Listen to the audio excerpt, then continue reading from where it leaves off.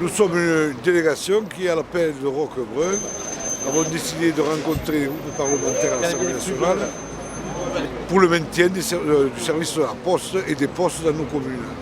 J'ai toujours dit que la poste était très importante, c'était un des trois piliers d'une commune. Et comme ils veulent nous supprimer la poste, nous sommes venus expliquer aux groupes parlementaires qu'il fallait qu'ils votent une loi qui aille à l'encontre des directives européennes pour nous permettre de maintenir nos bureaux de poste dans nos communes.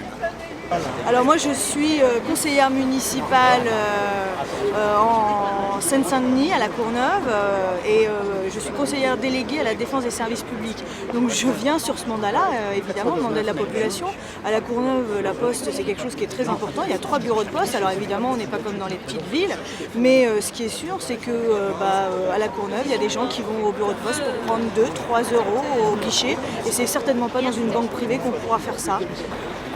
Tout simplement, on vient revendiquer la non-fermeture et la non-privatisation de la Poste et on vient sauver le service public. On est contre la casse du service public, donc on est là. Voilà. C'est la proposition de loi qui ne dit plus la vérité puisque ça n'est plus 4825 mais 6000 élus désormais qui, pour l'instant, sont signataires de ce texte, de cette proposition de loi. Des sénateurs, des députés, on a des conseillers généraux, des maires, des conseillers des maires municipaux, adjoints, des conseillers municipaux. Donc on a tout vraiment. On est reçu par le groupe Parti communiste et Parti socialiste. Les deux partis. Voilà. On est reçu par les deux groupes parlementaires, donc on va voir. Cette conférence de presse c'était une invitation commune entre le comité pour la reconquête des bureaux de poste de monopole public, du comité Roquebrun et notre député, M. Jean-Jacques Candelier, député du Nord. Donc nous avons demandé, et c'était l'objet avant cette conférence de presse, une discussion avec les groupes parlementaires de façon à ce qu'ils nous entendent et notamment entendent notre mandat, la proposition de loi qui dit 2 choses, signée par 6000 élus, qui dit 2 choses. La première chose, abrogation des 2 directives européennes postales. Le deuxième article, le retour au monopole public de la Poste. Donc nous avons eu un certain nombre de réponses. Avec monsieur le député Jean-Jacques Candelier, nous avons décidé de poursuivre cette action, de poursuivre pour que cette loi soit déposée, enregistrée, déposée et discutée à l'Assemblée nationale. Et donc pour ce faire, une adresse commune, Jean-Jacques Candelier et le comité Roquebrun, sera faite et est écrite d'ailleurs, et on va vous la lire tout à l'heure. Nous nous adressons donc au président de l'Assemblée nationale pour qu'il nous reçoive. Je suis Jean-Jacques Candelier, député du Nord, 16e circonscription, depuis le mois de juin 2007. Et depuis juin 2007, je constate qu'ici à Paris, au Parlement, on est en train, disons, de tout remettre en cause les acquis. On a vu la retraite, je pourrais en parler longuement, on a vu la Sécu, on a vu le Code du travail et les services publics qu'on veut démolir. Passez-moi le terme. On veut, disons, casser, supprimer 168 fonctionnaires en 5-6 ans. 168 fonctionnaires. Donc l'éducation nationale n'est pas épargnée du tout. Cette année, il y a eu 11 200 postes supprimés. L'an prochain, ça figure au budget qu'on vient de voter. J'ai voté contre, bien entendu. 13 500 postes et ensuite 40 000 dans les 3 années à venir. Ensuite, dans l'armée, c'est pareil. L'armée, on supprime 54 000 postes dans les 6 ans à venir. Ça fait 8 à 9 000 postes, dont 20 000 civils. Au niveau de la sécurité, police et gendarmerie, c'est pareil. On supprime des milliers de postes. Au niveau de la SNCF, c'est pareil. Au nom de la RGPP, Révision Générale des Politiques Publiques, il faut faire des économies. Donc il faut détruire, disons, ces services publics qui remontent à France Télécom, à l'Air France, au Gaz de France. Tout ça, ça a été privatisé, il y a eu une ouverture de capital, et là c'est ce qui va se passer, il y aura une ouverture de capital, et ensuite avec le temps, c'est tout, l'État sera, disons, minoritaire, et on n'en reparlera plus, et ça sera, disons, le privé qui aura pris le dessus. Alors face à cette volonté de casser le service public, maintenant on veut attaquer la Poste, c'est un service public qui a fait ses preuves, la Poste c'est, disons, des lieux de rencontre. Moi je suis maire d'un village de 1400 habitants, moi, je sais que les gens se rencontrent à la Poste, c'est un des derniers lieux de rencontre, et le bistrot. Les magasins ont fermé, etc. Il n'y a plus que ça, et je suis certain qu'à Roquebrun, il n'y a plus que ça aussi, à la Poste. Donc on veut supprimer le lieu de rencontre. Ensuite, le postier, qu'est-ce que c'est le postier? Il fait son boulot, il distribue le courrier, mais c'est aussi, disons, la personne qui discute avec les autres.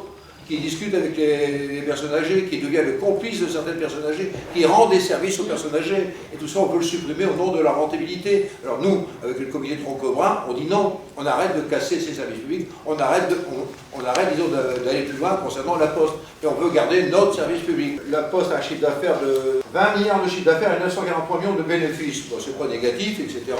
Quand on sait que l'État a pris, disons, sa dîme au taux de 15%. Alors aujourd'hui, pour la Poste, pour garder le statut public, il faut 3 milliards. On vient de garantir les banques, le système bancaire, à hauteur de 370-380 milliards.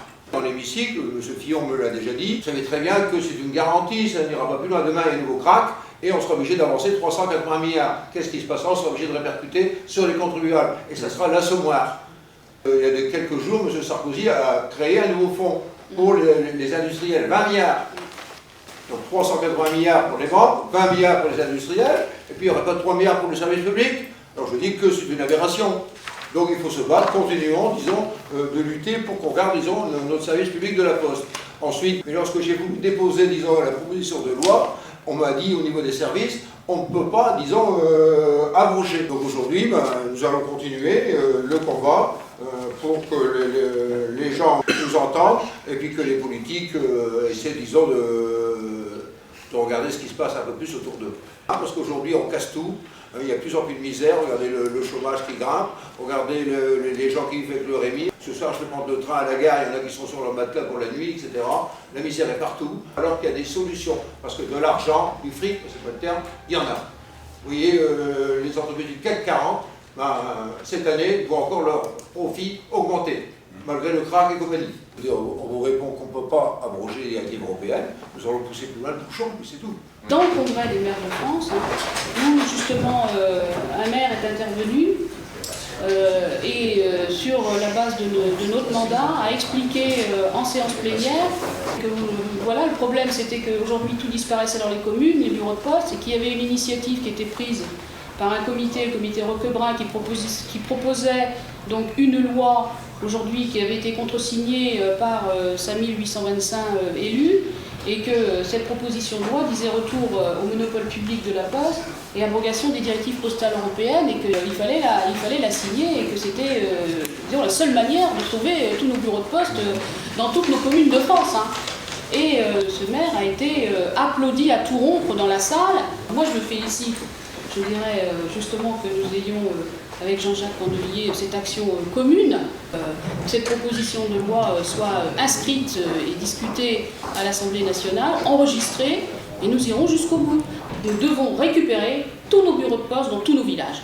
Adresse au président de l'Assemblée nationale de Madame Maryse Launay, donc au nom du comité de Roquebrun, 6000 signataires, et de Monsieur Jean-Jacques Candelier, député PCF du Nord. Monsieur le Président de l'Assemblée nationale, près de 6000 élus, maires, adjoints, conseillers municipaux et aussi conseillers généraux, députés et sénateurs de toute sensibilité politique ont contresigné la proposition de loi ci-après. Nous avons demandé audience à tous les groupes parlementaires de l'Assemblée nationale. Après avoir rencontré les deux seuls à nous avoir répondu, ceux du Parti socialiste et du Parti communiste français, et leur avoir demandé de déposer cette proposition de loi, après avoir entendu leur réponse, selon laquelle cette proposition était contradictoire avec la légalité de l'Union européenne, nous vous demandons, ce jour, mercredi 26 novembre 2008, de nous recevoir en urgence. Notre mandat, c'est la volonté des élus de voir arrêter les fermetures des bureaux de poste et réouvrir ceux qui ont été fermés. La démocratie exige que l'Assemblée nationale puisse souverainement examiner cette proposition, en discuter et la... Parce que c'est quand même encore le seul service public qui peut permettre à, notamment, moi je pense notamment aux bénéficiaires du RMI par exemple, à pouvoir encore ouvrir des comptes, voilà. Parce que sinon les bas revenus et puis les minima sociaux auront quelques soucis à se faire si on privatise le service public. Voilà.